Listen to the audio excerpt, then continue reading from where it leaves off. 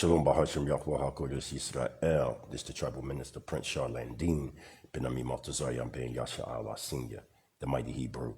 I give all praise and honor to Yahweh, the supreme, intelligent, powerful one of our forefathers, Abraham, Yitzchak, and Yaakov, those striving for righteousness' sake all over the planet Earth.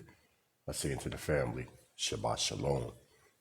It's definitely an honor and a privilege to be here this evening or tonight. You know, where I'm at is 4:26 a.m. here in Tanzania, however one wants to pronounce it, on this Yom Teruah season. I want to get straight into the point of Yom Teruah, but first I want to invite a few people, and then from there we can get into it. So if you hear that little clicking sound, that's only because I'm inviting people, so bear with me with the clicking sound. You know, when you invite people, it gives that little click. So I just want to invite a few people, and then from there, we can start this presentation. Hallelujah. So I know y'all hear a clicking sound. That's nothing but me inviting people to join us in this evening's lesson. I pray that everybody has a blessed Yom Teruah season. Y'all know 10 days from now or 9 days from now will be Yom Kippur, and then we have the Sukkot. So everybody get prepared all over the world. Amongst Hebrew Israelite Sovereign Nationals, we must keep the traditions of our forefathers and foremothers alive. So I see people are coming on now. Again, that clicking sound is only me inviting people. That's all. So what I do is, when I know I have to get up this early to do lessons, I'll go to sleep early. And then the Most High, it's like he wakes me right up. And then once he wakes me up, then I know I will have to do that lesson, because in the United States, y'all on a different time zone. Again, that clicking sound, and I want to remind everybody, is me just inviting people. So don't be alarmed about the clicking sound that you may hear. I think I have enough people to spread the word, because once I invite like a certain amount of people, it spreads all the way up. It's spreading now because people are coming on. Okay, I think that should be enough people right there. I shouldn't have to invite anybody else. I think enough people have the invite to spread the word. Give a shout out to Hebrew Israelite Sovereign Nationals all over the four corners of the earth who are striving with all your authority and willpower to manifest Hebrew Israelite Sovereign Nationalism. I know it's very difficult to move as a Hebrew Israelite Sovereign National within these days of post-judgment, but know for surety that Yah is by your side in everything that you do. We are in the season now of the second wave exodus that's outlined in Isaiah chapter 11, verse 12. So we're here, Israel, live and direct, East Africa, Tanzania/Tanzania. It's just an honor and a privilege to, just be here in Africa and, and serving the Most High in all absolute. It's just, I just love it. You know what I'm saying? So, okay, that should be everybody. Let me see. Yep, that should be everybody. Yep. Shalom, Ima, I see you.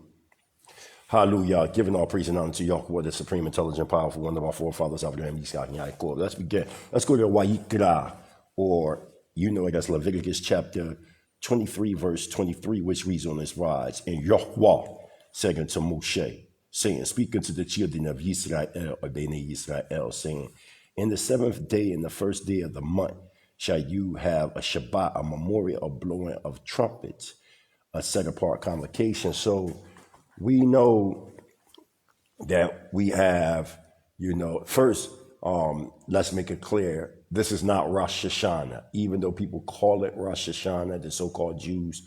But for us, Rosh Hashanah is the new year, which is in March, April. This in the Ivrit, when you go into the Hebrew, is known as Yom Teruah, or the day of the blasting of the great noise. Many people think when Yom Teruah come in, you blow the shofar. But that's not what it says in the Ivrit. It's a great noise. So what we would usually blow is the silver trumpets for the specific day, okay?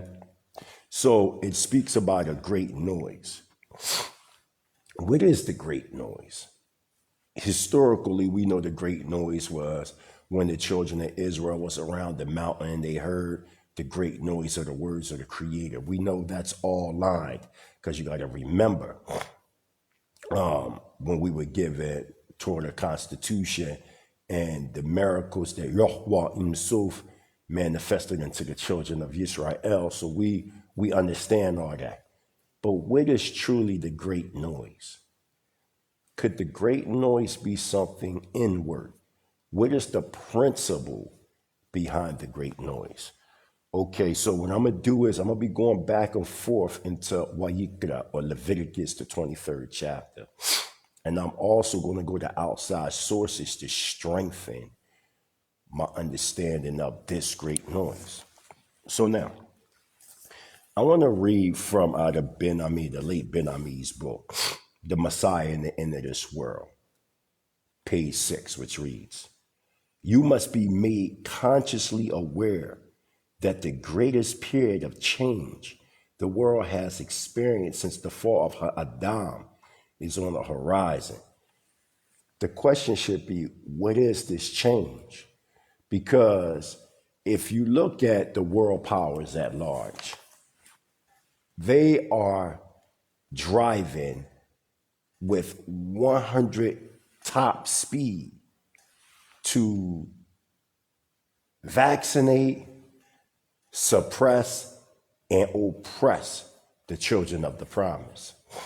It is imperative for the world powers to subject this menticide as well as this fratricide, okay, Israel from out of the human family of nations.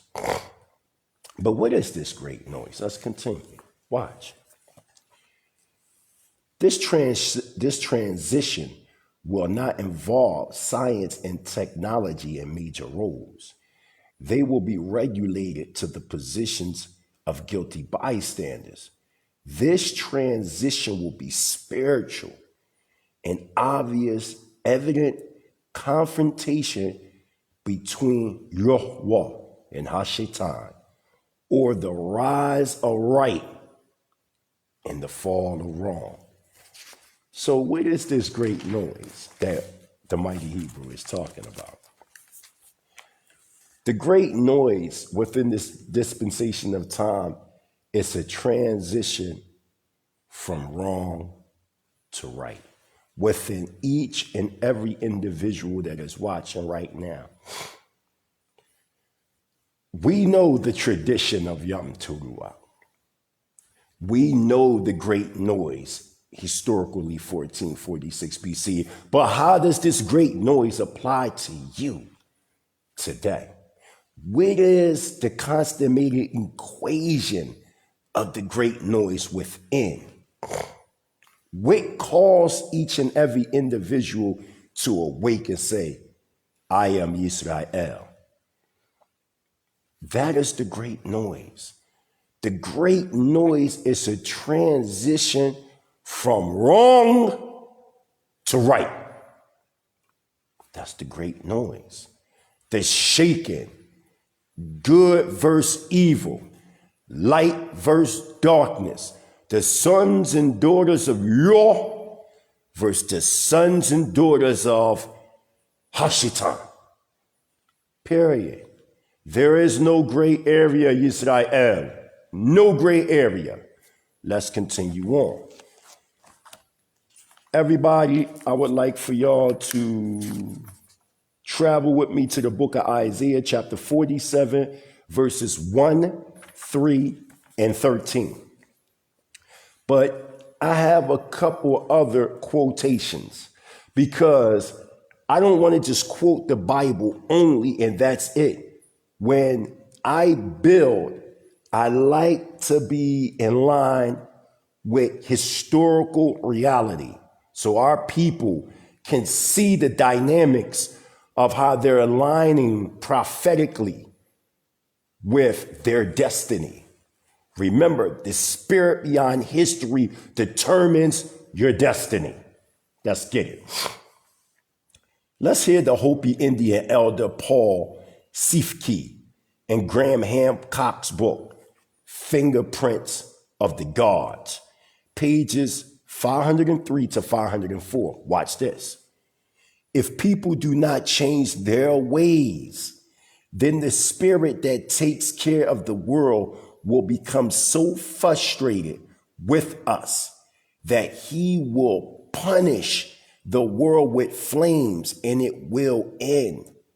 There are no values anymore, none at all, and people live any way they want without morals or laws. These are the signs that the times has come. To the Black conscious community, one of y'all main arguments is that y'all don't need a moral code, y'all don't have to follow no laws of the Most High, that y'all can believe in whatever y'all want to believe, whatever y'all desire, it's all okay. But because of the lack of law and order, when politicians come to a neighborhood near you, right? They come and they'll sit amongst the round table and they look at the deplorable conditions or what they consider the deplorable conditions of Black America. They come with what? Law and order to stomp out crime. But when it comes to the law, statutes, and commandments of the Creator to stomp out sin,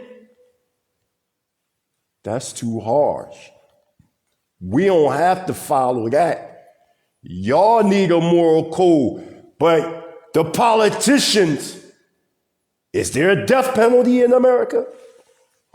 Huh? That came by the way of law and order. But when it comes to the emanated one, the Creator, Yahweh, we ain't got to follow that. Now that's examine the social behaviors of the Black conscious community and any community for that matter that say, we ain't got to follow them laws. Like I was watching yesterday. I was watching, one of them Black conscious shows. And one of their arguments was the so-called rape doctrine. And this was founded by GMS, a One West Splinter Group. The Bible condones rape and And they used when a virgin, is so-called raped by a man and they are discovered. It's so funny, right? Even though King James Version mistranslated Deuteronomy. Matter of fact, let's go there real fast. Let's go there. Because a lot of people, they're trying to use that because when you hear this great noise, Yom Teruah, that we talking about, these things will become more clear in the scripture, right? So let's go there real quick and let's examine. Let's examine what is being said.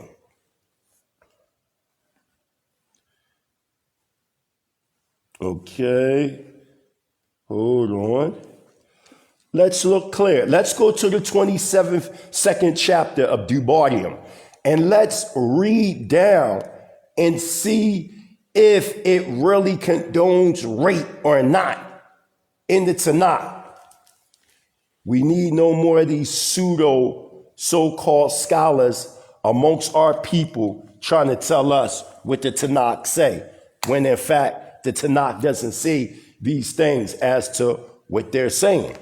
So I'm here to challenge those that have tried to use arguments that don't align with the scripture. Okay? So let's go there. All right. Let's start at 22.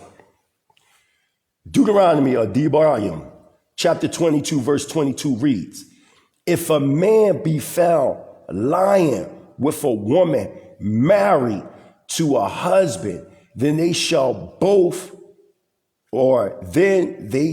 shall both be put to death. Both men, or both the man that lie with the woman and the woman, so shall to put away evil in Yisrael. That aligns also with Wayikra, or Leviticus chapter 20, verse 10. So one of the arguments this woman was saying to our brother Natalia, who ben Yehuda, well, it's really not, saying the person is put to death for rape. It's because he slept with somebody's wife or does. We're going to get into all that. Well, what's happening right here is the man is put to death because of one, he just had sex with a married woman in Israel. Number two, remember when a man goes into a woman, remember the woman's spirit doesn't possess the man. It's the man's spirit that possesses the woman. Remember, the man goes into the woman. A woman is not going into a man. So when that man ejaculates, there's a spiritual energy within that semen that possesses that woman. So when another man goes into your wife, he's practicing spiritual homosexuality. He's invading the spirit of you that dwells in that woman. You see that? So not only did that man have sex with a married woman, he spiritually practiced homosexuality by going into that woman who's possessed by her husband's spirit, right? So he's put to death, and the woman is put to death because spiritually, she just had a train pulled on her. Okay, you got to understand the in-depthness of what is happening. So they both get put to death. Next verse.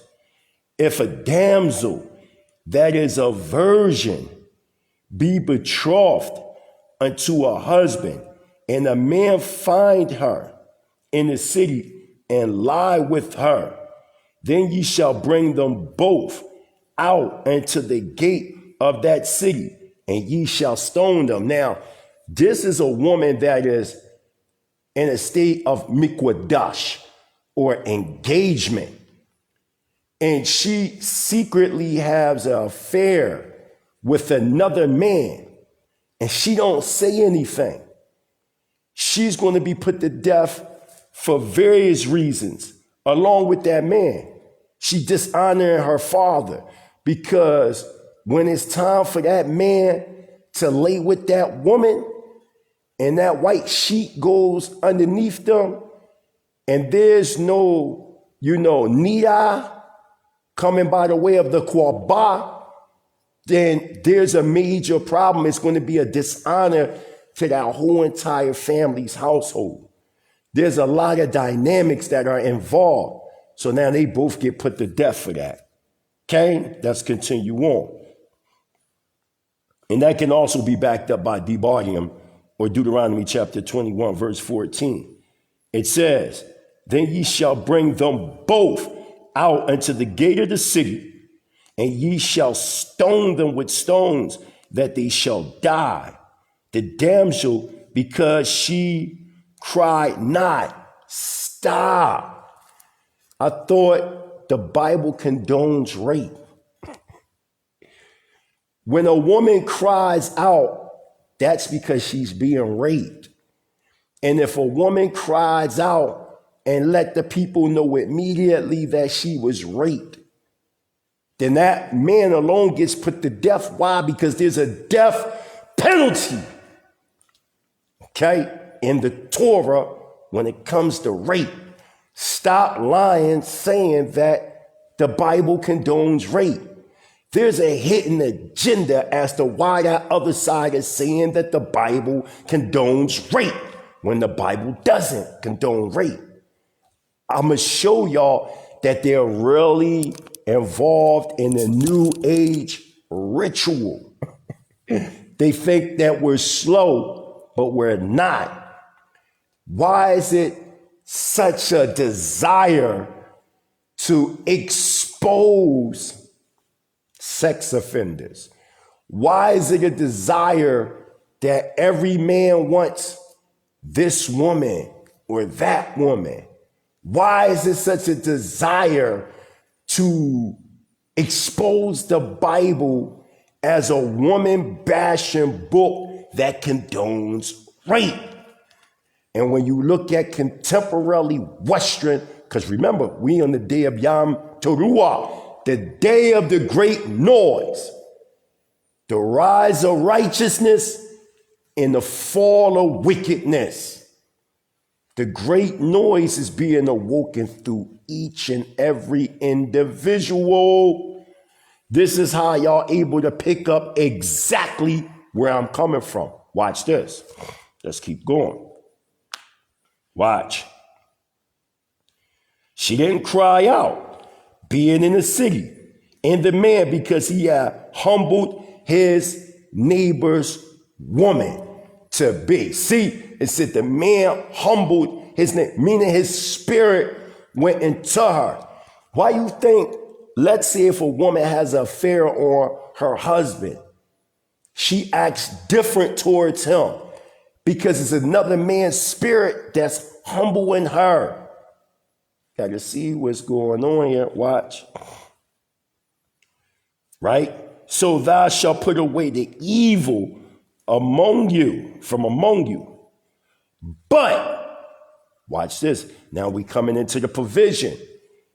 If a man find a betrothed damsel in the field, and the man force her and lie with her, then the man only that forced her shall die. I just severed your freaking leg. You said, y'all saying that the Bible condones rape, but there's a provision. If a man forces a sister to lay with her, he is the only one to be put to death because she cried out and told. Watch this. Verse 26. But unto the damsel thou shalt do nothing. There is in the damsel no sin worthy of death. For as when a man riseth against his neighbor and slayeth him, even so is this matter. Verse 27. For he found her in the field, is given the example that this man found her in the field, and the betrothed damsel cried. She told that she was being raped, and there was none to save her. I thought there was no provision to rape. I thought the Bible condones rape. Let's watch this. Let's go deeper. If a man find, verse 28, if a man find a damsel that is a virgin, because this is the key verse right here that they tried to use yesterday on the young brother on that show to try to justify that the Bible condones rape when it don't. They obsessed, if you notice, with child molestation, rape, pedophilia. You got to really, what is there's a difference versus having think tank discussions talking about it, then giving solutions, then implementing the solutions through action and actualization. session. You got to see what's going on. This is cultic behavior that they're dealing with. I'm going to show you. This is secret society behavior that they're dealing with here. But nobody's catching on to what's going on. Watch this. Verse 28. If a man find a damsel that is a virgin, meaning that she's not engaged, nothing. She's under her Abba's bait, under her Abba's household. Y'all don't hear me. Y'all hear me? If y'all hear me, give me a number one. And whoever's watching, give me a thumbs up. Do y'all hear me? Watch. Which is not engaged, and lay hold of her. Let's stop. Now, they'll try to say, rape her. No. Lay hold of her in the Hebrew right here is seduction. So if I drop that game, let's say I like a sister in Israel, but she a virgin. She ain't married. She ain't engaged. I slide up on her. I'm whispering, dropping game. I'm smelling good. I got that shit on. You know how we do. We talking that talk, right? She all mesmerized. She liked me, right? But she's under her father's roof. This is real easy to break down. Stop playing games. Watch. Watch this, y'all. And lay hold of her and lie with her. Here's the key. And they be found. The man and the woman that's supposed to be a virgin that's not married under her father's house are secretly having a relationship. Behind the scene, dishonor her father's house. But then they're discovered. This is easy. They're making it difficult with false so-called messianic precept upon precept, thinking it means to go to this verse, that verse, this. No. Precept upon precept, line upon line is talking about to litigate or the litigation of Torah constitution. Don't have nothing to do with how these guys is dealing with the verses upon different verses and jumping. Let's stick to the point as to what is being conveyed to remember. Yom Teruah, the blasting of the great noise. Those that have that ear heard that noise. Are you with me? Let's do this again. Verse 20. See, they go to weak-minded people, meaning that they're not dedicated in the study of Torah. So they put these cats on there like they know Torah, and they don't. Again, if a man finds a damsel that is a virgin, which is not going in a state of mikwadash, they're not engaged, right? And the brother lie hold of her like, yeah, you know, what's up, shit? You know what I mean? Kafira, boom. It's like, all right, boom. What's up, baby? Oh, yeah. You looking good, sister. Hee. You know how we get down, men. You know what I mean? We boss playing it up. She loving it.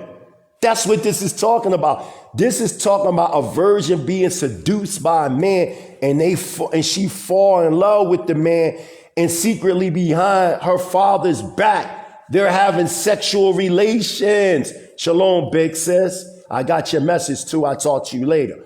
You know what I'm saying? He seduced her. That's what this is talking about. This has nothing to do with physical rape, because we already read previously that's proving.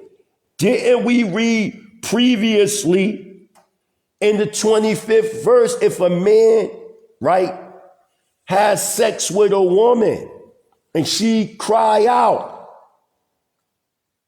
because he raped her in the field, giving an analogy We are to abstract the principle. So if a young sister in Israel, if she's a child, a teenager, an adult, it don't matter. If she cry out and say, this man raped me, then there's the penalty of death. And the nation of Israel, stop playing, trying to make it seem like the Qanath and the Torah Constitution condone rape when it don't. All right? Verse 28 again. If a man finds a damsel that is a virgin which is not engaged in, lay with her or run game through seduction and lay with her, and they be found. They've been caught because behind her father's back, she was laying with this man. This is not a forced rape, but this is what you will call a seduction that is being taken place. Oh, shucks, I never call me, y'all. Let me take a snapshot picture of this one. Sinetta calling me. I don't even deal with that. Listen carefully again. That is where I was going to kill. Yo, Sinetta's calling me right now. So somewhere he's watching this because he's calling me. Let's break this down. Y'all have to go to weak-minded people that don't know the scripture. That's what they're doing. They're going to people that they really not astute in learning. So let's read this again. Shalom to the house of Morea Well. I see y'all in the building.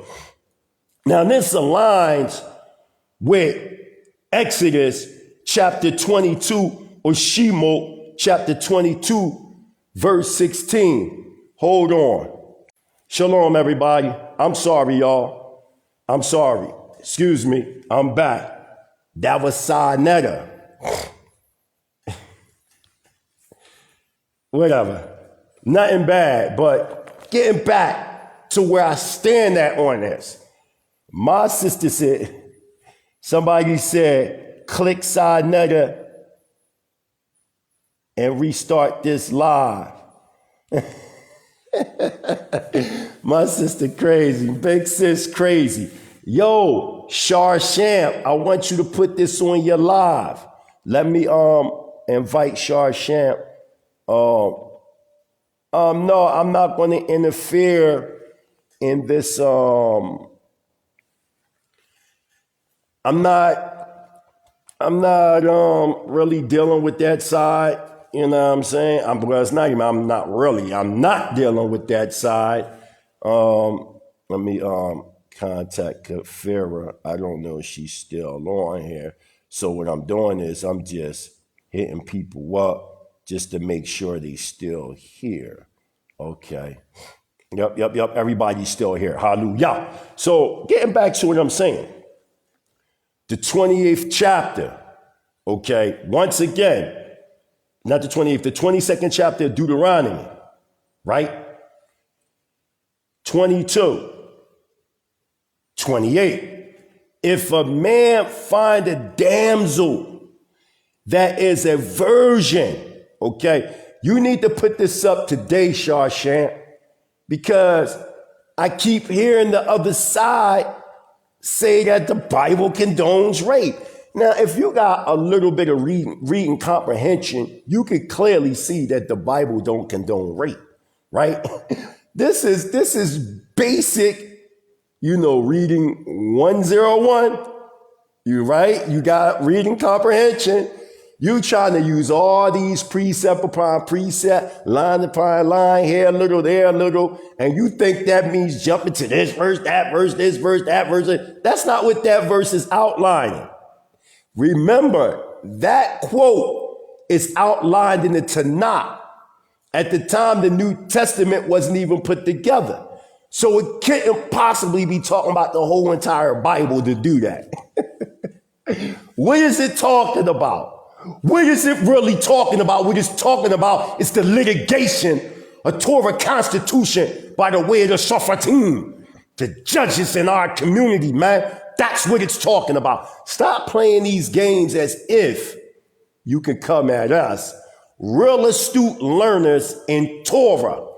You go to weak-minded people that don't know Torah, and you try to put up there this image as if Israel can't answer the challenge. Verse 28, if a man find a damsel that is a virgin, which is not engaged, and they or lay hold of her, and he lies with her, and they be found. The reason why it says he lies with her, because why? Because the Torah culture is a patrilineal system. So man, put your hands in the hands of Yahweh. Woman, put your hands in the hands of the man of Yahweh. And children, honor thy father and thy mother, that they, meaning your parents, may prolong your days in the land of Israel, which the Lord thy God, Yahweh, have given unto thee. Watch.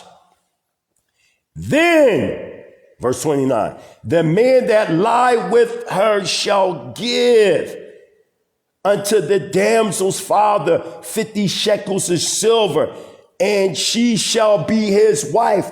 Why? Because he dishonored her father's house by secretly having sexual relations with his daughter and not openly going to the father's house. And he has to pay for the disrespect of what he did to the sister's father and their household. This is what this is talking about. This has nothing to do with rape at all.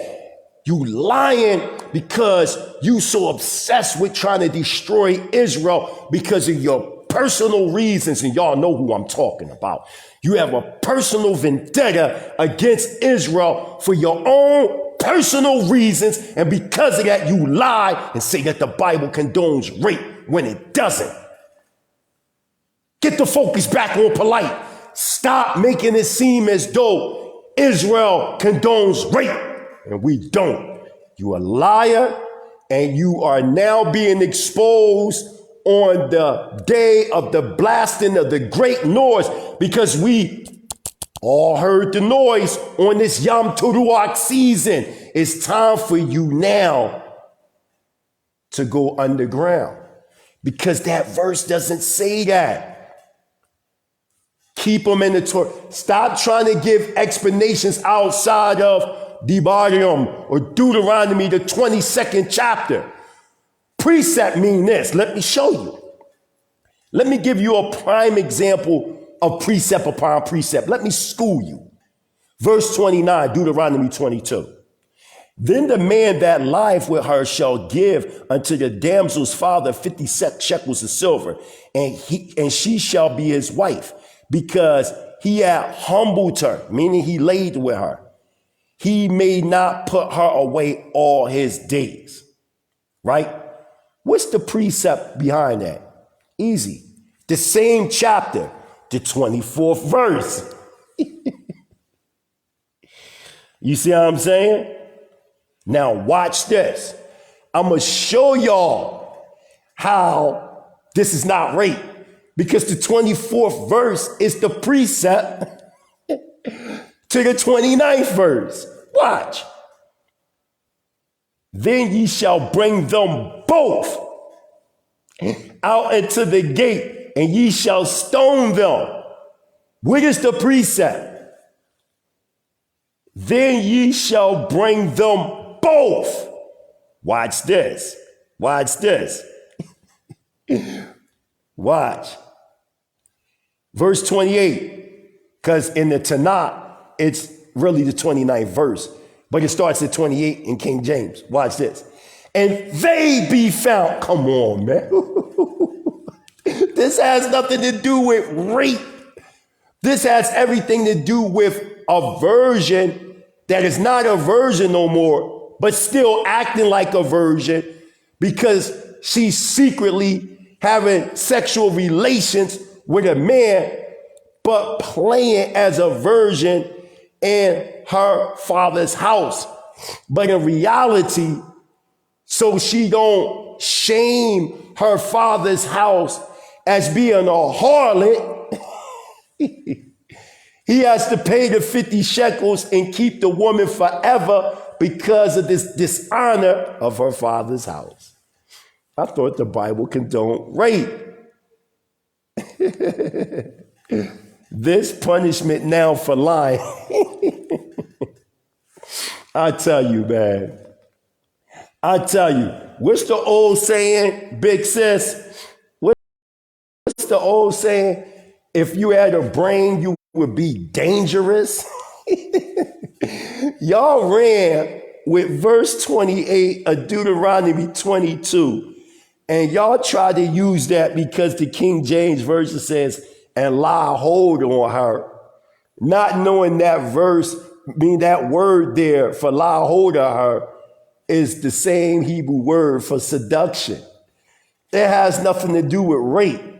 But because y'all ran with that, see, the Bible condones rape, and I'm a woman's advocate, and I'm this and I'm that. This has nothing to do with that. Now, any wise man or woman that knows the Torah know better than this. How you gonna have a death penalty on one stand, but then in another stand, you don't have no death penalty? This virgin is secretly lying with this man, acting like a virgin, but then they get discovered. Remember, the precept to Deuteronomy chapter 22, verse 28 to 29 is in fact Deuteronomy 22:24, which we see in the 24th verse that it was a sister that was engaged, that they both got discovered for having relations and they both was put to death. Right?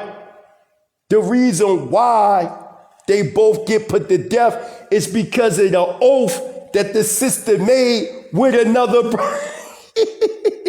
Whereas though the virgin, there was no oath made with anyone. Come on, man. Do y'all hear me? Yo, Nabi. Yo, Nabi. Shalom, Nabi. Shabbat shalom. These guys really thought that they really teaching that the Bible can... Excuse me, my God, for laughing. But they're teaching that the Bible condones rape. But listen, if they really went in front of a real Hebrew scholar with this, with their ill logic, if they really ran to a Hebrew scholar, they'd get mangled out the frame. Shabbat shalom, Adoni. And then out of nowhere, Side call me. It's just, that's how you know that y'all is causing a noise to take shape. Even for, let's say if Side didn't know what I'm doing right now. He may not know that I was having class. You know what I'm saying? But out of everybody to call me on the presentation of rape, he called me. Now, that right there alone is showing a spiritual vibration taking place. Come on. Come on, man. Deuteronomy chapter 22, verse 28 has nothing to do with rape. It has everything to do with there's a sister in the congregation. Nice looking young sister. Nice looking young brother. Young brother might be a little fast. Shoot, he might got a couple bodies under his belt. I'm just keeping it real. He might have already seduced and enticed like Nakash, the serpent. Couple sisters, bagged them, had sex with them. Why you think you got, when the marriage is at hand, he gives the white, come on, man. He gives the white sheet to go under so a sister's nida can be discovered coming from the Qur'an after sex to prove her virginity. Well, why would that have to be? There must have been times that women were discovered as not being virgins. This is not an attack on women. This is reality. Okay, let's make this clear. This is not an attack on the daughters of Zion. Let's make this clear. This has everything to do with a scholarly reproach on Yom Teruah. Remember the noise within. This has nothing to do with pointing the finger at the opposite sex. This has everything to do about righteousness and judgment. And this is showing that a father's house was dishonored by his daughter through the seduction of a man. That's what this is talking about. This has nothing to do with a man forcefully grabbing a woman or a virgin and forcefully raping. It says if they be discovered, that is the key. They may be discovered. The precept is the 24th verse of Deuteronomy 22. That the betrothed or one in Mikwadash, the one that is engaged behind the engagement man's back having sex, and they were discovered and they were taken outside the gate and stoned to death. They is in the 24th verse. They is in the 28th or 29th verse, 22nd chapter of Deuteronomy. Both they, meaning that the betrothed woman was wicked to have sex, and the virgin was wicked to have sex, to dishonor her father's house. That's why he had to pay the 50 shekels. You think that you can forcefully rape a daughter of Zion and only pay 50 shekels? Is you crazy? That's not what that's talking about. Stop playing these games. Stop playing these games. That's not what that's talking about. You trying to make it seem as though it's okay to rape a daughter of Zion and only pay 50 shekels?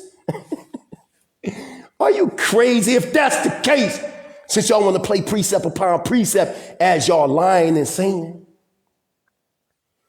did not that Canaanite prince rape Dinah when she was in the field and she told her brothers?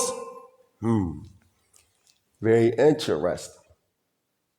Did not her brothers rise up and kill everybody in that village because she cried out? And what? Dishonored her father's house. She dishonored her father's house by forcefully raping her, and she cried out. But this is not them crying. This is not a woman crying out. Look, and lie with her, and they be found. There was no crying out. They be found. It could have been several times he had sex. They could have had sex 100 times. And then 101 time they got caught. And they were found. They were discovered. Yup. And they got served just like that. You see. This is what I'm saying, man. Stop calling. Stop calling people that can't explain the position. Let's keep going. Verse 30.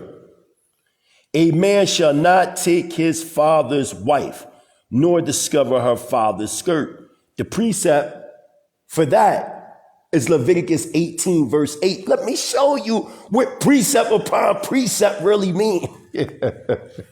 Y'all in Jeremiah, y'all in Hosea, y'all in the New Testament, y'all thinking precept upon precept has things to do with the writings of the prophets. I mean, you can elevate consciously and do that by example, but it would still be example through the litigation of your Sanhedrin when there is a case going on. But the precept is really like, okay, there's a situation that just happened in the community. What does the Torah say about it? How can we abstract the principle? Okay, so if the 30th verse of Deuteronomy 22 is talking about how a man is not to take his father's wife, what is the precept behind that? The precept behind that would be the 18th chapter, verse 8 of Leviticus. Wayikra. Let's see what 18:8 say. to get an understanding of the precept. Of that verse. We have to find the precept within the Torah itself, man. This is really easy, man. This is not hard press. They're making it hard press. Oh, 18:8. The nakedness of thy father's wife thou shalt not uncover. It is thy father's nakedness. Now you really understand what happened during the days of Noah.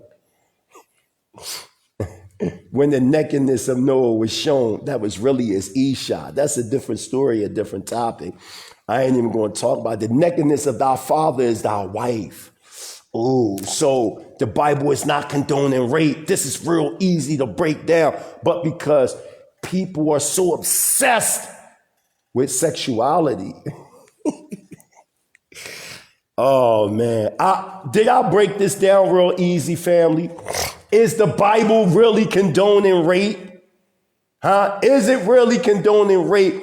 Or is there an enmity with individuals that have an objective motive to try to destroy Israel because they have a personal vendetta? You want to bring up this person, that person, this person. 17 years ago, 30 years ago, 50 years ago, 1,000 years ago. Come on, man. Come on, man. We talking about now. People consciously aware getting caught up in violating young girls. That's what we talking about here. Again, this not a shot at polite. Because I don't know if he did it or not. But he himself should never have put himself in a situation like that. That wasn't your daughter. Huh? Oh, I will reiterate the breakdown, sister. Don't go nowhere. I'm going to reiterate the breakdown. I got you. You know what I mean? My California sister, I got you. You know what I mean? I got you. I make sure of that. But polite shouldn't have never put himself in a situation. Let's say if he is innocent, he still shouldn't have put himself in a situation like that. There's a way you conduct yourself when it comes to parents and adults, children. There has to be a distinguishment. There has to be a separation. I don't care if she wasn't your biological daughter. You playing the father role. You are now responsible for that child. And in that retrospect, she's your daughter. There's no way you should involve yourself like that. No.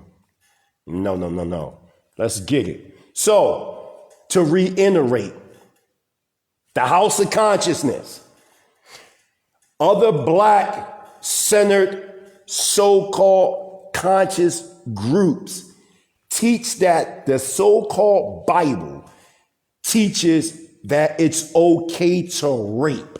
It condones rape. The objective verse that they use is Deuteronomy chapter 22, verse 28. Okay?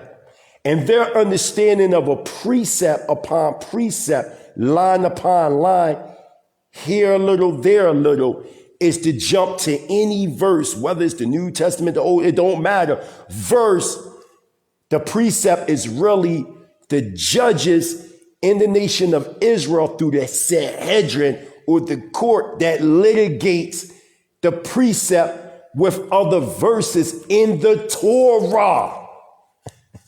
Watch.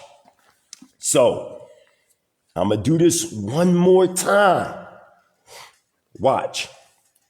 Let's start at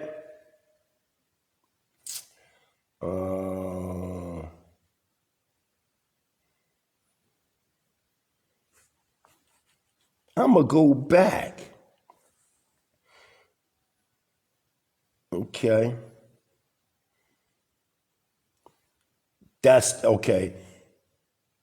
Matter of fact, yeah, that's what I need to do. I want to start at verse, and they shall wear that wisdom, one of them making fringes and such and such and such and such. Right. Let's start at verse 13.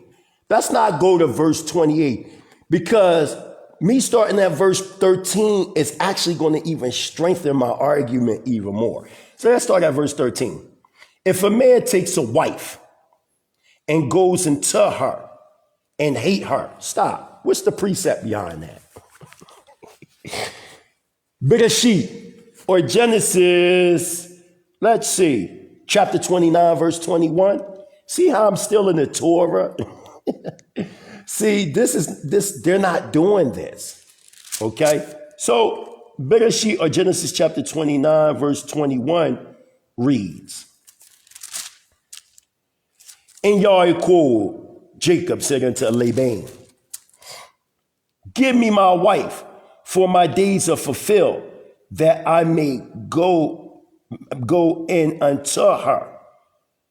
Okay? So, the wife that is being talked about here, as you'll see, is that, because verse 18 lets you know, and Yaakov loved Rachel, or Rachel, and said, because he had such a love for Rachel, but within the customs of the Arameans, it was lawful for them, even though Laban was giving excuses.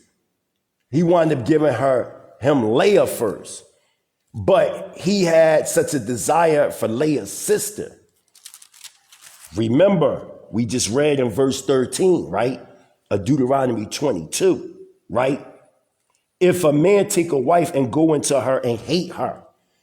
So the word hate is not there in the Hebrew, so to say, but it's more of have like he like her, but he don't love her per se, like he may love this other woman. Let's continue on. Watch this. And gives occasion of speech against her. I'm at verse 14, 22. And brings up an evil name upon her and say, watch this. I took this woman, and when I came into her, I had sex with her. I found her not to be a maid. I found her not to be a virgin. Ooh.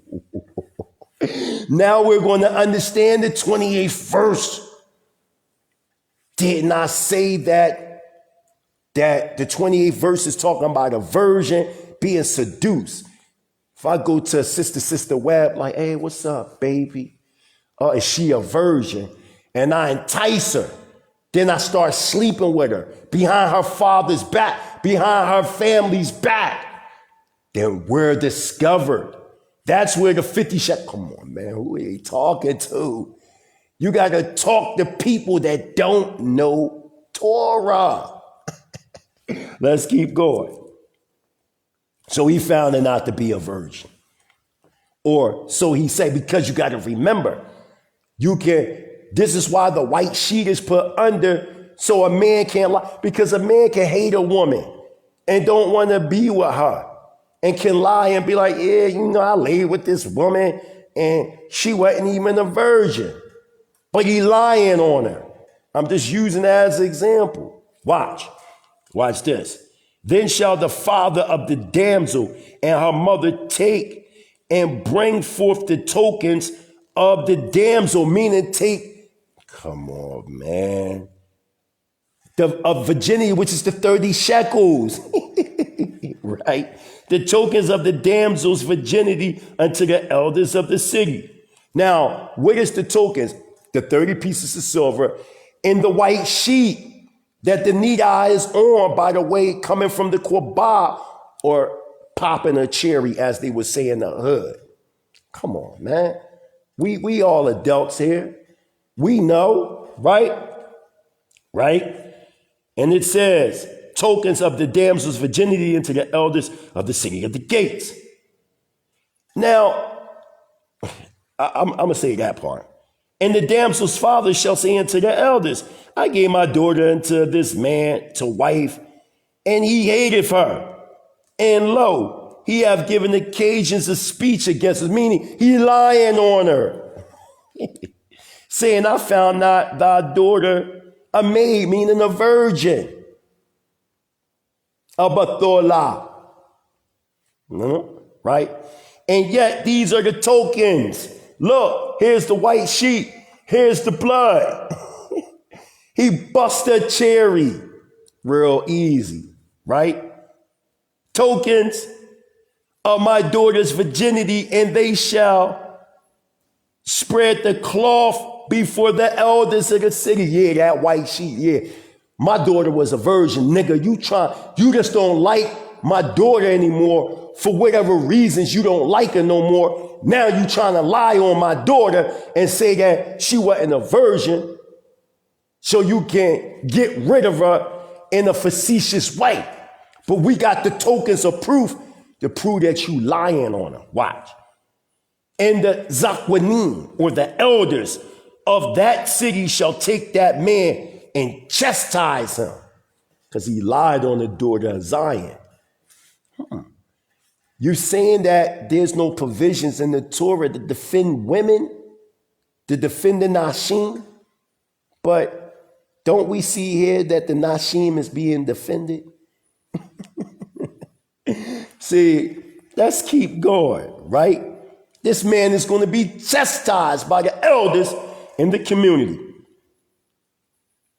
And also they shall immense him in 100 shekels of silver and give them unto the father of the damsel, because he have brought up an evil name upon a virgin of Israel. Listen, he brought an evil name upon a virgin of Israel, meaning a daughter of Zion that was a virgin.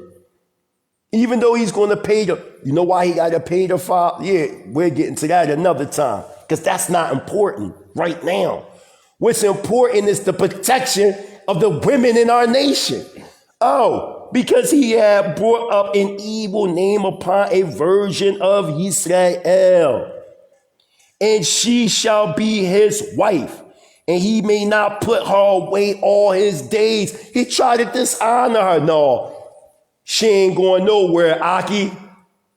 You going to keep this, sister. Because remember, you're not going to lie on the sister to get rid of her. And that's all. You see that? Let's keep going. Watch how deep the rabbit's hole get. I'm reiterating for my sister, right? Because I refuse to watch y'all lie and say that the Bible condones rape when it don't. Watch. Let's continue on. Verse 20. But if this thing be true, but means now to obliviate what was previously said. But if this thing be true, and the tokens of virginity be not found for the damsel, meaning like, yeah, y'all had the white sheep, but where's the blood? No blood, no virginity, right? Then they shall bring out the damsel to the door of her father's house, and the men of her city shall stone her with stones, that she die, because she have wrongfully followed in Israel to play the whore. Oh my gosh, to play the whore. That means she was previously with another man and nobody knew, but when they had sex and there was no, come on, man. Now y'all starting to understand verse 28 as it go along. Because if verse 28, if the virgin, or so the thought, the virgin is having a secret relation with a man. Let's say this virgin is being enticed by this man and she liked this man, but her father don't like him. But she's secretly having relations with a man that her father doesn't even like. Now, another man likes her, approaches her father properly. by the way of his father approaching the father, right? And he go through the process of, and mikdash engagement, but the whole time, she ain't even a virgin. You see, this is also part of the precept upon precept. Right, Navi, right. See, they only can talk to people that just don't know these things. Oh boy, it's crazy. Let's keep going. Watch. The rabbit's hole is getting very deep, right? You put the evil away from you, right? What's the precept upon that? Bereshit, chapter 34, verse 7. Still in the Torah. Did I make this stuff up? But I thought the Bible condoned rape. Let's see what Genesis or Bereshit chapter 34 verse 7 says. And the sons of Yaakov came out of the field when they heard it. And the men were grieved and they were very wroth because he had wrongfully followed in Israel and lying with Jacob's daughter, which thing ought not to be done. Because this dude, Buster Hyman, did all that. Raped that sister, talking about our foremother Dina. She went told her brothers. Precept upon precept. Let's keep going. You want to be taught Torah? Okay, I'm going to teach you Torah. You're not going, like, that sister kept cutting off. She know who she is. Kept cutting off the young brother. I know the young brother personally. I've known him since he was a baby. And he was on the House of Consciousness yesterday, even though they previously recorded it. And I'm just saying to myself, like, damn, this is insane. You actually condoning rape and you trying to trap this young brother, but the scripture, it's not even saying what y'all saying. Let's keep going. Watch this. Verse 22. If a man be found lying with a woman married to a husband, then they both shall die, both the man that lied with the woman and the woman. So shalt thou put away evil from Israel. Interesting. I thought the Bible condoned rape when it don't. What's the precept? What's the precept behind that verse? We still in Torah, right? Wayikra, Leviticus 20, verse 20. Let's see what the precept says, right? Y'all all over here in the New Testament, y'all, and this is not a shot at my Messianic brothers, even though I'm Torah only. But this doesn't have anything to do with this is strictly litigating by way of Torah constitution. What does Leviticus 20 verse 20 say? In that form of precept upon precept. Let's see what it says. This is very easy to understand. Verse 20. And if a man shall lie with his uncle's wife, he have uncovered his uncle's nakedness, they shall bear their sin. They shall die childless. Now, if a man be found laying with a woman married to a husband, you got to understand, at this time, us being a nation, remember, in our culture, there was kin relations. That's why if you look in the 18th chapter of Wayikra or Leviticus, who you can't marry your aunts, your sisters, your brothers, your nieces, your nephews, your mothers, your fathers, your grandparents. But in the Israelite culture, you can marry your cousins. Line that up with Bat Mitzvah or falsely called Numbers, the 36th chapter. Out of all your family relatives, you only can marry your cousins. Remember, if we are the 12 tribes of Israel, then that means basically we all related. Cousins were marrying cousins. I'm just giving it to you real. I'm just keeping it real with you. People don't like to bring these situations up, but this is a part of our culture. Now, I'm not going around saying, yo, go ahead and marry your cousin. I'm not telling y'all to do that, but I am telling you how tribes operated in Africa and in the Near East and in Asia and things like that. Let's keep going. Watch this, y'all. Verse 23. If a damsel that is a virgin be engaged unto a husband, and the man find her in the city and lie with her, meaning, you know what I mean? Another man, you know what I mean? He running that game. She engaged, right? And she knows she engaged, but she laying with another man, right? If a damsel that is a virgin be betrothed unto a husband, and the man find her in the city and lie with her, then ye shall bring them both out into the gate of that city, and ye shall stone them with stones that they die. The damsel, because she cried not, meaning she didn't tell that she was being raped. This is very easy to break down, right? Being in a city, and the man, because he have humbled his neighbor's wife, meaning that he went into it. Remember, your semen possesses a woman. The woman don't possess you, you possess her. He spiritually had a homosexual relation with his neighbor, meaning another Israelite man, because remember, the spirit of a man, when he goes into that woman, whether if he goes into her or if he engages her and the spirit of him is upon her, he invades that spirit. Come on, man. That's why he had to be put to death, man. Right?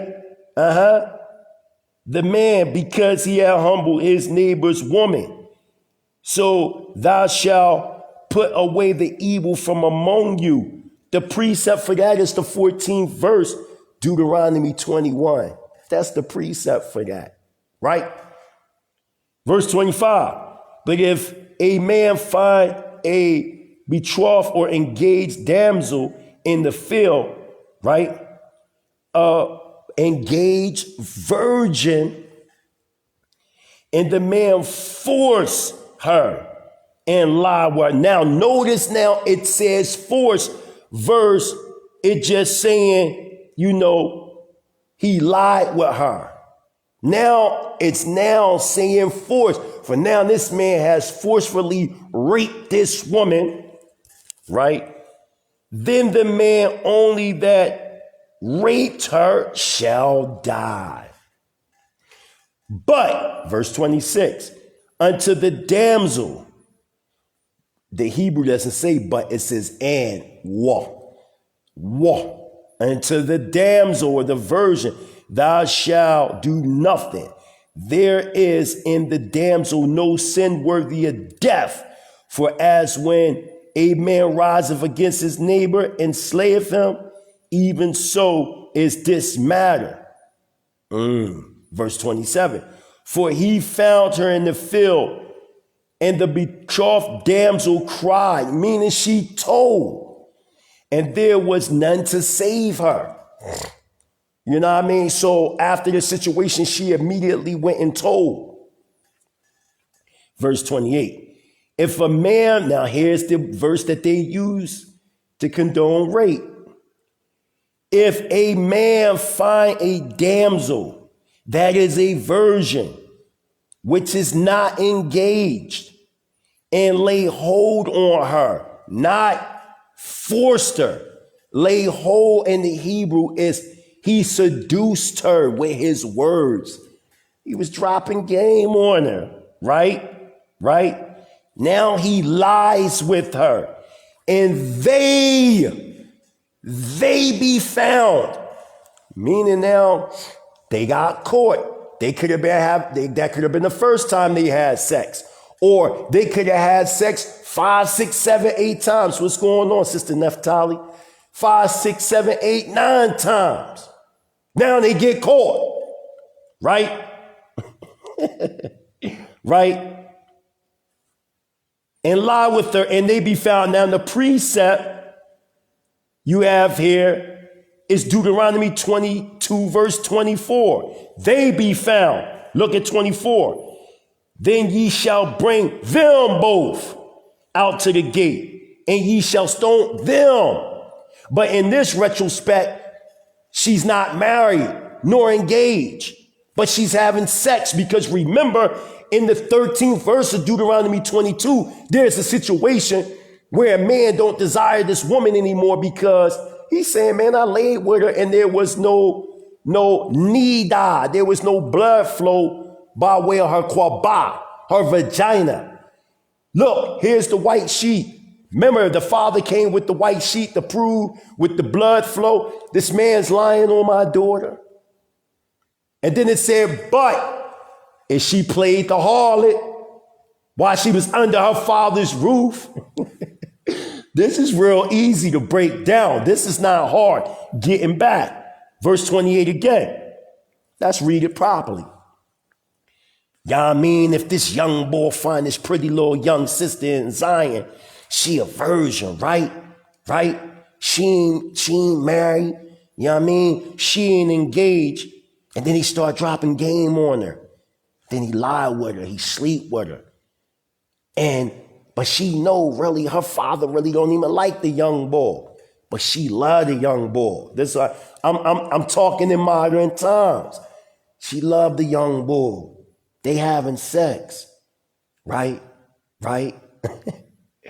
Even though the father don't like her. But then they get discovered. Auntie May caught her in the basement having sex. Right? Verse 29. Then young boy, you know what I mean, that was, popping her, lay with her. Got to get a father something. Something got to come. He may be giving the father 50 shekels, or in modern times something. You ain't going to just treat my daughter like a whore, because now she can't marry anybody because you already popped her. Because if we hide this secret and then I try to marry my daughter off, and the white sheet go under and there's no blood flow, she gonna be put to death because she played a whore under my roof. So what I'm gonna do? After I beat your motherfucking ass for secretly having relations with my daughter behind my back, you gonna be responsible and you gonna keep my daughter because I can't pass her off. Because you already dishonored me. That's all that's talking about. This has nothing to do with, what you trying to convey, like it was talking about rape. It was only talking about a young boy seducing a sister, laying up with her behind her father's back. That's all it's talking about. It don't have nothing to do with raping a woman. You lie. The black conscious community lied and said that the Bible condones rape when it don't. Verse 28, 22 of Deuteronomy's precept is verse 21. They were found. That is the key. They.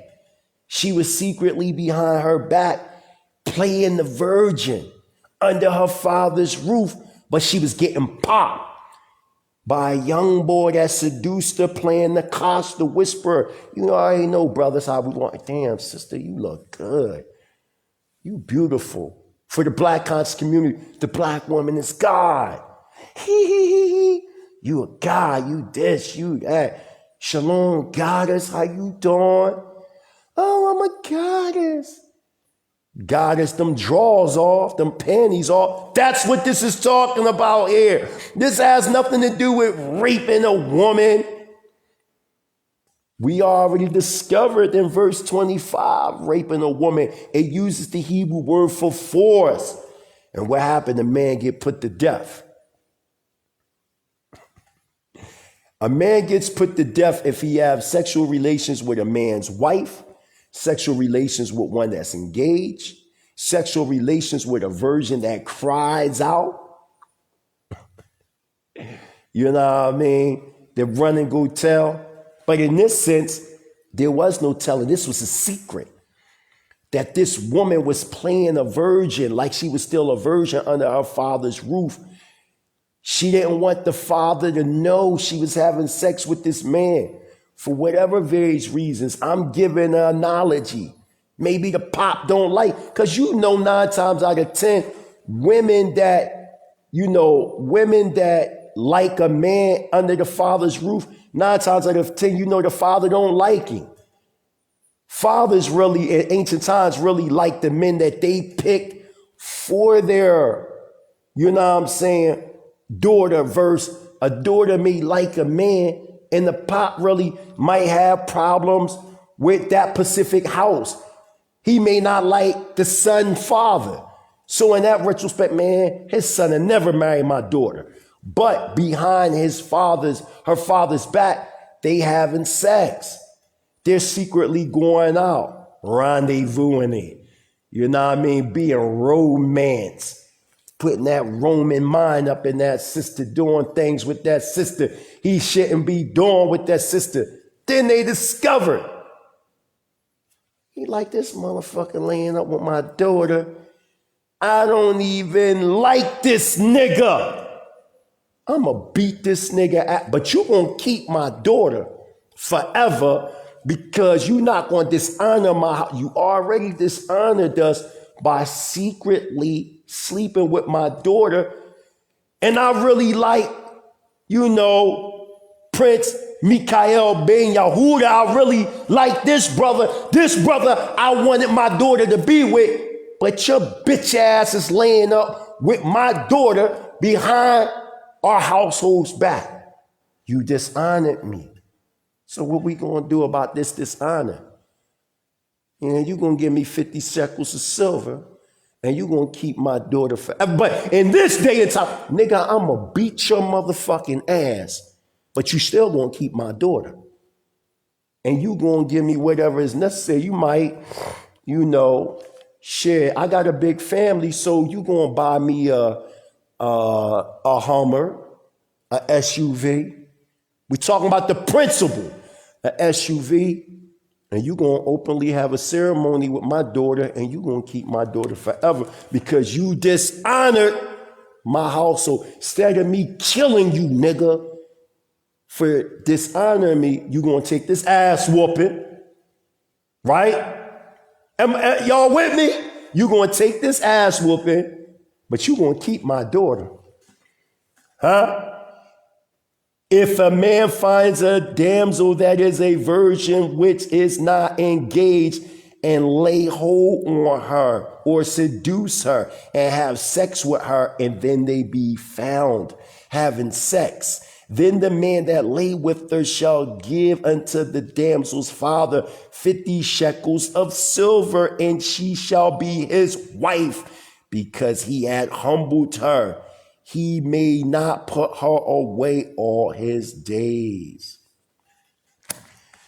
Israel, did I not prove that the Bible doesn't condone rape?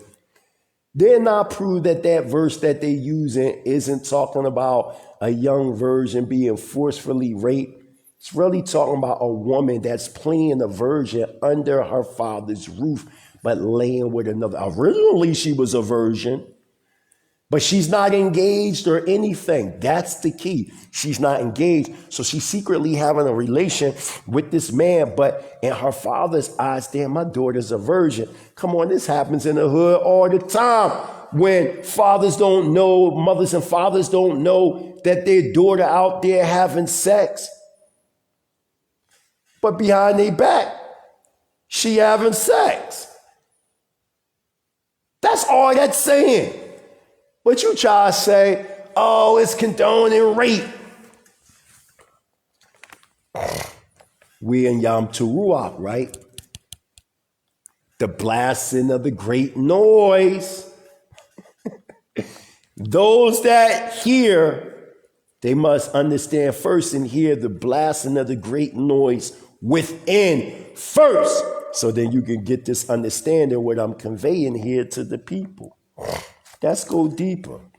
Let's go into the book the Messiah in the end of this world. Page 7 by the late Ben Ami, he says this. Reflect upon the season when Noah preached at imminent end of the era and world in which he lived. He saw a social condition in existence or approaching that was to be equated as an end in itself. When Yeshua said the end of this present world was to be as in the days of Noah, he was basing his statement as equated by the state of the people's relationship with Yahweh, the environment, nature, social corruption, and evil imagination, which will ultimately equal the end. To say that the rain destroyed the ancient world isn't correct. The rain was merely washing it away. It did not in itself cause the end of their world. The rain came after the end of their world. See, the rain has come to sweep away the end of this world. The great blasting of this day has ended the lie that rape is condoned in the Bible when it's not. We as Israel must become more astute in knowledge, wisdom, and understanding by the way of meditation, prayer, fasting, oneness with one to another, communicating with one to another, being open, using your past folly as experiences and teaching tools to the generations to come so they won't fall victim to the lies that has been conveyed to our people. Let's continue on. Let's go into the book by Emmanuel Velikovsky addressing before the Graduate College Forum of Princeton University, October 14th, 1953, in Earth in Uphaven, page 275, which reads, on several occasions, each marking the end of an epoch, the entire ancient East was shaken and devastated. Modern animals a semiology know nothing comparable and intact. The most devastating of these uphavens took place at exactly at the end of the Middle Kingdom of Egypt, causing its downfall. Talking about the Exodus. Cities were overturned. Epidemics left the dead piled in common graves. The pursuit of arts and commerce came to an abrupt end. Empires ceased to exist. Strata of earth, dust and ashes, yards thick covered in ruined cities. In many places, the population was annihilated.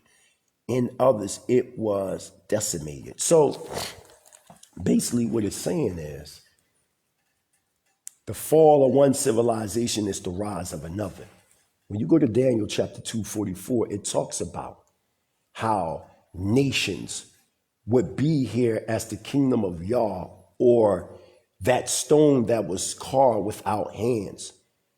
The Adamic civilization into Yisrael would blossom and fill the earth and maintain it, not conquer it, but to maintain it, not to dominate it. These are all mistranslations. We are here to orchestrate a symbolic / spiritual dance, a Torah constitution to the world at large. The rise of our civilization is the fall of theirs. The process is at hand through measurement. Let's continue on. Let's go into this note here I have called the turning point, science, society, and the rising culture. You hear this. And the rising culture. Follow me. Watch this. Page 418 to 419. In the regular pattern. Matter of fact, Sister Tracy just hit me. So let me tag her in because she may not know that I'm live. So there, boom. So now she knows that I'm live and I'm not like ignoring her call. So there, okay. So it reads, in the regular pattern of rise, accumulation, decline, and devastation, which seems to be characteristic of cultural evolution. The declines occurs when a culture has become too rigid in its technologies, ideas, or social organization to meet the challenge of changing conditions. This process of cultural transformation is what we are now observing in our society. They're admitting, these people, oh, you missed it, Sister Trace. I destroyed that rape doctrine. You're going to have to rewind it because I reiterated it twice already, but it's no coming back. F.O.P.E, I believe, Sharsham, he's going to put it up. And also, look out this Sunday, live 7 o'clock Eastern time. My album drops. I'm giving y'all a live performance. I got 11 tracks, bonus tracks, so it's 12 songs on Mind Mental Is Never Destroyed. And there ain't no album like this. Y'all gonna see. Y'all gonna see, so be there. So getting back to the point, it says the Democratic and Republican parties, as well as the traditional right and left in most European countries, the Chrysler Corporation, the moral majority, and most of our academic institutions are all part of the declining culture. They are in the process of disintegration. They will inevitably go on to decline and disintegrate while the rising culture will continue to rise and eventually will assume its leading role. So you're seeing that right now within Israel. It's a rise all over the world. Shalom, DJ Los. You know what I mean? You'll see a rise, right, of this elevation of Israelite consciousness taking place, right? Let's go into some more of my notes that I found. Let's go to the Jerusalem Post, January 5th, 1990, by Sir James Goldsmith. It's a quote called "The End of the Era of Dollar Supremacy." It says, "The last 100 years have been the greatest disaster this world has ever seen because we have destroyed the environment." So these Euro Gentiles are admitting how they destroyed the environment. Many people have at last become aware, talking about Israel, and others that have that Yah eye or that Yah mind to see, aware that we have destroyed our seas, our air, pulled down our forests, and that we will eventually destroy ourselves. See how these people are admitting? Let's go to Ben Ami's book, the late Ben Ami's book, God and the Law of Relativity, page 81. Well, it starts at 4, and then I abstracted a portion on page 81, which reads, "It is apparent that the earth is in a life and death crisis, but more so that the men who are ruling over her are the mainspring of that crisis," says Garth Owen Smith, a South African wildlife conservative. It's we whites who screw things up. They're admitting how wicked they are. These environmentalists are admitting who's destroying the planet. Right? Watch this. It's we whites who have screwed things up. The Euro Gentile would never solve the problems of the world society because he himself is the primary problem. The multiplicity of problems that beset mankind today are but the outward manifestations of a mind and spirit in crisis. It took a hell of a mind to create this wicked society today. You know why y'all can't conceptualize heaven on earth? Because all y'all thoughts been placed in hell. You are in the hellish condition that you in because of your thoughts. You are trapped in Deuteronomy chapter 28, verse 15 to 68 because of your thoughts. You are trapped in the curses of Leviticus 26 because of your thoughts. All you got to do is transform your thoughts. All you got to do is hear Shema wa Yom Kippur.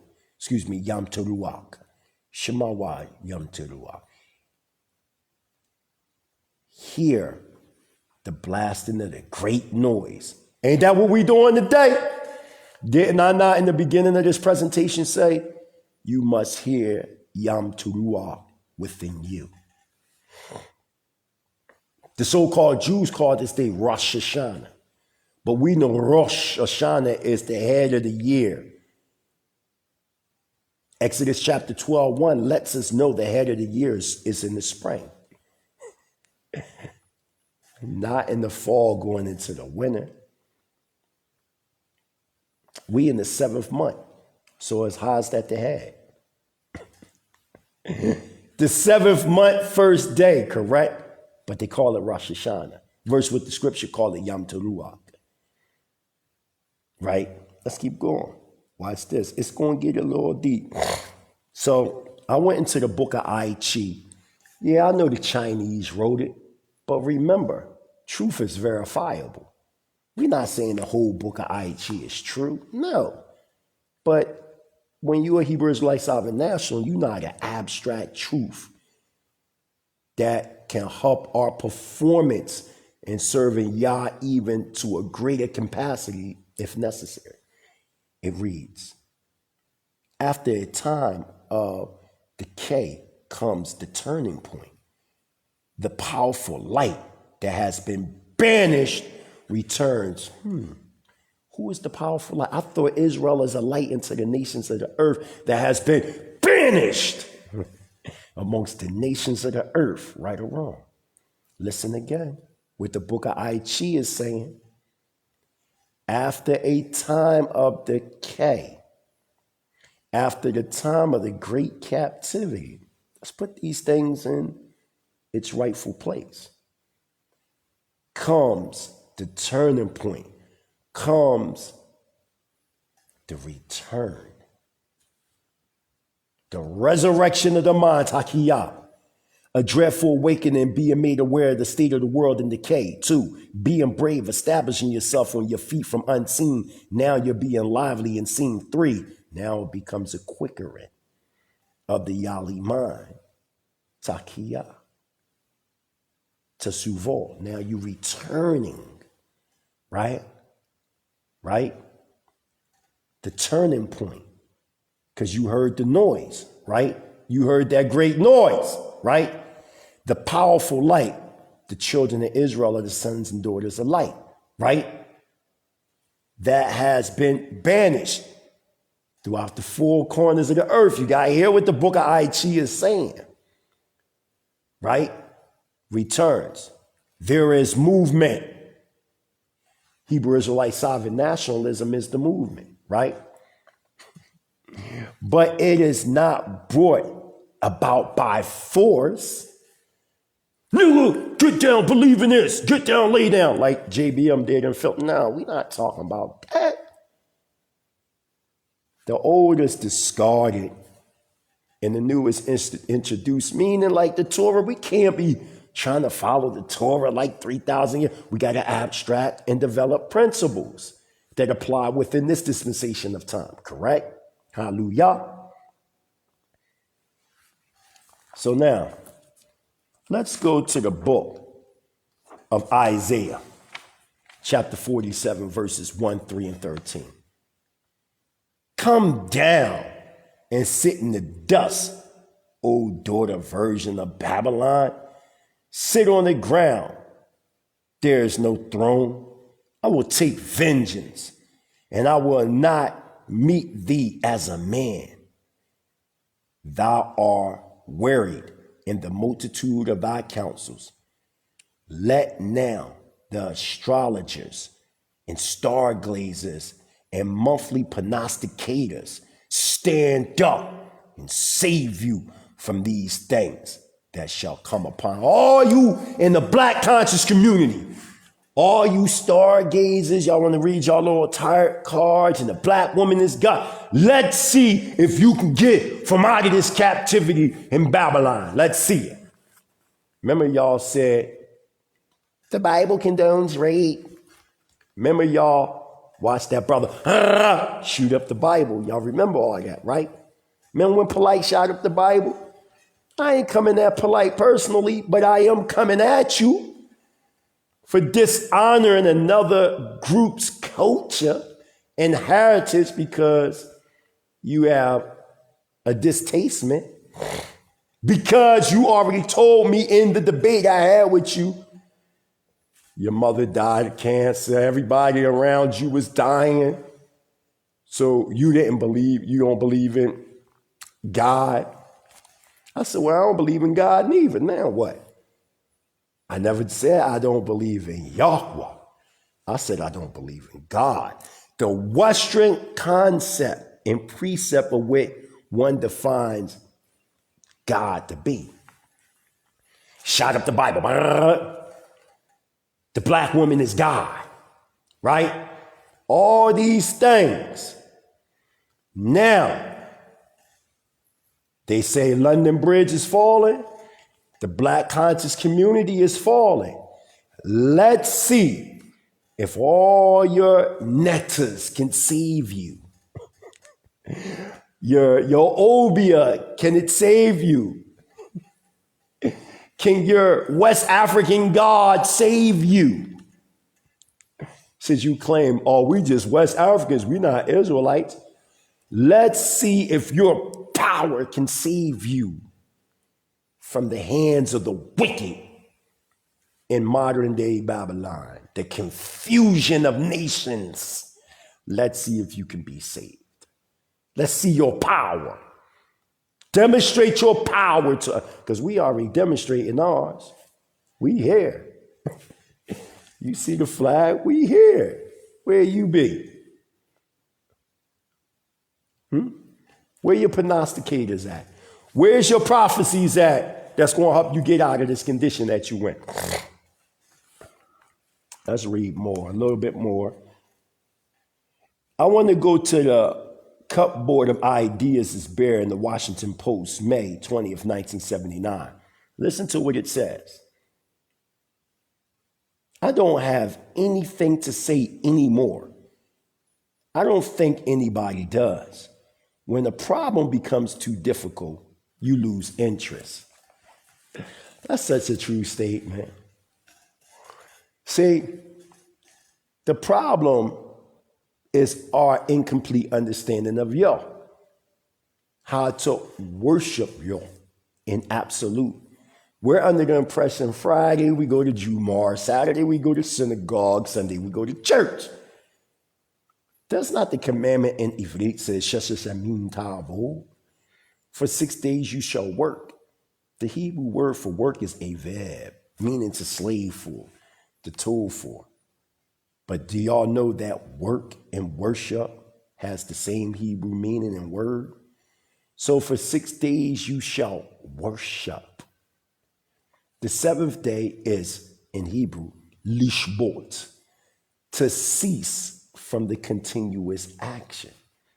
See, we've been taught that the Sabbath is a day of worship, but in fact, it's really a day of ceasing from the continuous action of work or worship. Damn, that is in total defiance to what we've been taught what worship is. When you go into a building, Israel, and you're doing all that, you're not worshiping. You're paying reverence. Worship is the clothes that you wear, the things that you eat, the conversations that you have, the people that are around you continuously. Worship is a 24-hour continuous action. The Hebrew culture and the lifestyle of the Hebrew culture is in fact worship. So to say all this, Israel, is y'all heard the noise. Y'all know that the Bible does not condone rape. So y'all all, whoever wants to use this, I give y'all permission. Y'all can use this. I want to leave y'all out with Daniel chapter 2, verse 31 to 33, which is Nebuchadnezzar's trouble and vision. Thou, O king, sawest, and behold a great image. This great image, whose brightness was excellent, stood before thee. And the form thereof was terrible. This image's head was fine gold. His breast and his arms of silver, and his belly and his thighs of brass. His legs of iron, his feet, part of iron, part of clay. Well, what is that image? Well, let me break it down to you. 586 BCE, the gold is, in fact, the Babylonian Empire. 444 BCE, the image of silver is, in fact, the Medo-Persian Empire. The brass or the bronze is, in fact, the Greco-Roman Empire, 332 BCE, right? Are y'all with me? Then the iron, 146 BCE is the Roman Empire. Then now you get the Vandals, the Visigoths, the barbarians. They destroyed the Roman Empire. Now you have the clay mixed with the iron, with the toes.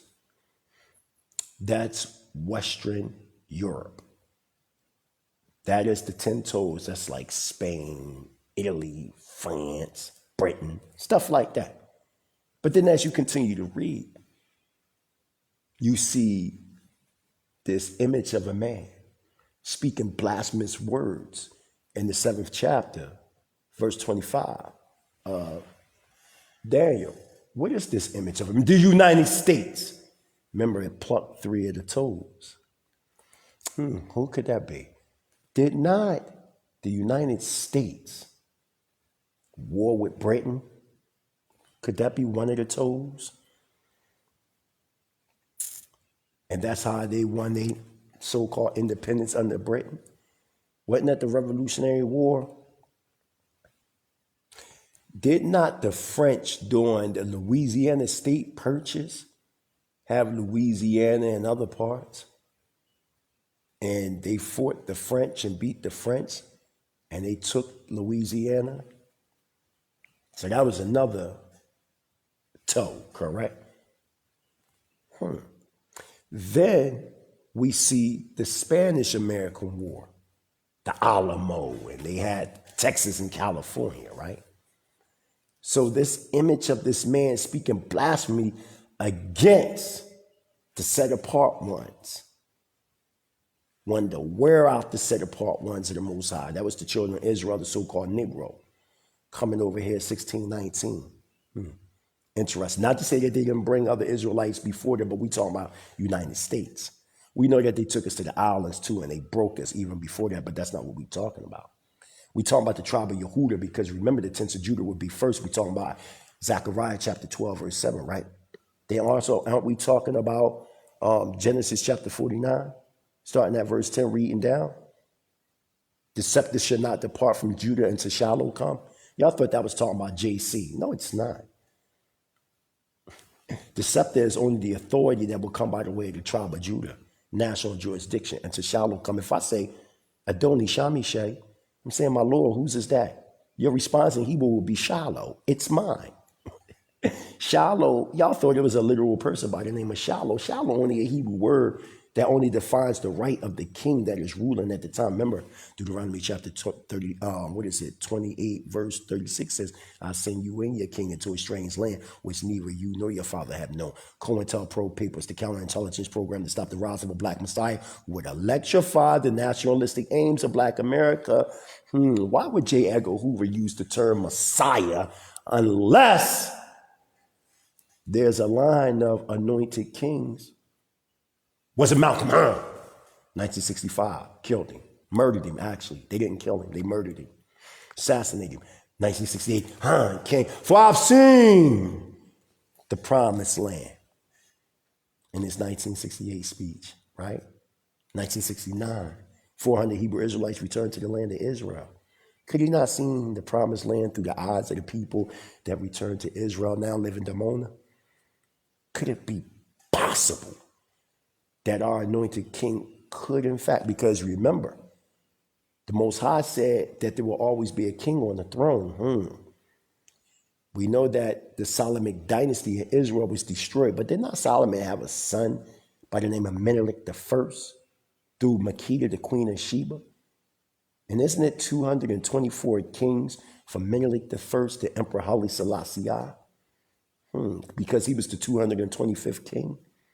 Very interesting. Could not, after the dethronement of Emperor Haile Selassie in 1975, could it be possible that this could have been passed on to Ben Ami? Possible. Just think about it for a moment, right? And then Ben Ami died. And you know that you had 3 people that started that community in Dimona. The late Ben Ami, the late Prince Shalia. But there's one person that's still alive, Prince Asiel. So could it be that the international ambassador and prime minister, could it be possible that he can fit that description? And then his son would take his position after that, and on and on. Because I will send you and your king into a strange land which neither you nor your fathers have known. So if that be, why are we looking in the clouds for the king when we should be looking in the midst of us? Yeah, man. That noise.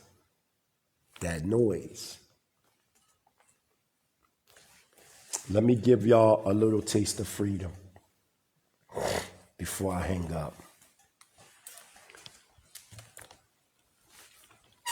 Right now, it's 6:18 in the morning.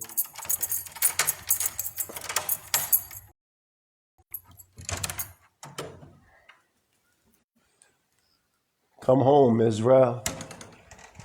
It's nice and quiet. Sun rising. Y'all see? Y'all hear the birds, the roosters, the monkeys. This is freedom, y'all. This is freedom. Yeah. I want y'all to hear it. Listen, y'all. Come home. I love all y'all. I want y'all to stay strong, stand tall for Israel. We are the defenders of truth. Truth is the verifiable factor. And remember, truth produced the promised effects. I love all y'all. Blessings on this Yom Tudurak season. Mighty Hebrew Prince Charlene Dean signing out. Hebrew Israelite sovereign nationalism has risen worldwide.